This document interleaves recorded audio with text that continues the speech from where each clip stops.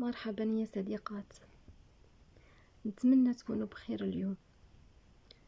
اليوم حابة نحكي معاكم عن موضوع مهم جدا، ويمكن بصراحة هو الشيء اللي وقفنا في حياتنا أكثر من أي شيء آخر. الثقة بالنفس والشك اللي يكون داخلنا. هل عمرك حسيتي أنك تقدري تديري حاجة لكن في نفس الوقت صوت داخلي يقولك لا، ما تنجحيش، ما راكيش كافية؟ هذا الصوت كنا عندنا، بصح الفرق الوحيد هو كاين اللي يصدقوه وكاين اللي يتعلم يتجاهلوه. انا شخصيا كنت من الناس اللي يصدقوا هذا الصوت. كنت دائما نشوف نفسي اقل من الاخرين، حتى لو كنت نحاول، حتى لو كان عندي القدرة. كان دائما هذا السؤال يدور في بالي: علاش انا ما نقدرش نكون واثقة في نفسي كما الاخرين؟ علاش؟ حتى فهمت حاجة مهمة جدا: ثقة بالنفس ما هيش حاجة تولدي بها، بل حاجة تبنيها خطوة بخطوة وبطريقة واعية. خليني نحكي لكم على قصة. كاين بنت نخلو اسمها ليلى.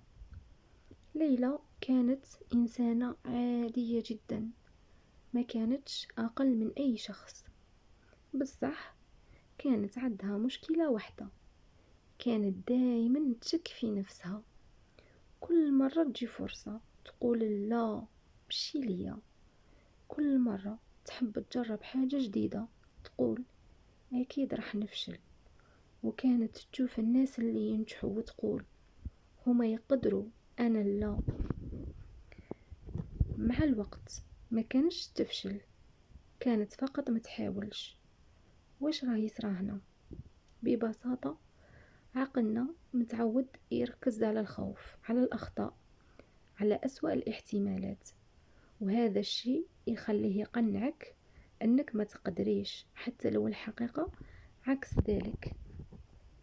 يعني المشكل مشي فيك انتي، المشكل في الصوت اللي داخل راسك واللي تعودتي تصدقيه. تعودتي تصدقيه. بصح الخبر المليح انه هذا الصوت نقدروا نبدلوه، ونقدروا نبنوا ثقة حقيقية في نفوسنا بطريقة بسيطة جدا وخطوة بخطوة. أول تمرين بسيط جدا بصح قوي بزاف. اليوم خذي ورقة وكتبي 3 أشياء درتيهم هذا الأسبوع وشعرتي بالفخر عليهم. ما يهمش إذا كانوا صغار، أي حاجة. مثلا اهتميتي بنفسك، كملتي حاجة بديتيها، ساعدتي شخص. المهم عقلك يبدأ يشوف أنك قادرة، مشي ناقصة. ثاني تمرين: راقبي كلامك مع نفسك. كل مرة تقولي أنا ما نقدرش، حبسي وبدليها أنا نقدر نحاول.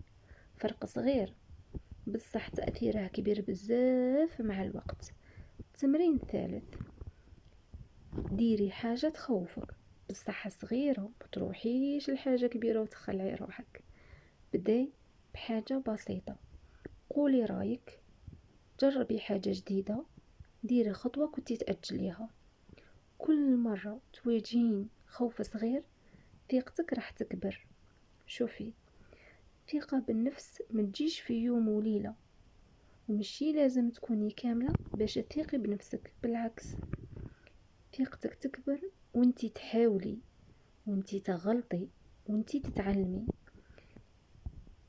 اذا كنتي تسمعي هذا الصوت اللي يقولك ما راكيش كافية، حابة نقولك حاجة مهمة جدا: هذا الصوت اللي راكي تسمعي فيه هو مجرد فكرة، ماشي الحقيقة تاعك. بداية اليوم بخطوة صغيرة فقط، وما تستنيش تحسي بالثقة باش تحركي، والثقة راح تجي وحدها. إذا أحببتي هذه الحلقة جربي التمارين اليوم وقولي لي في التعليقات كيفاش حسيتي. ونشوفكم في الحلقة الجاية وين نحكيو على حب الذات وكيفاش توقفي المقارنة اللي تتعبك.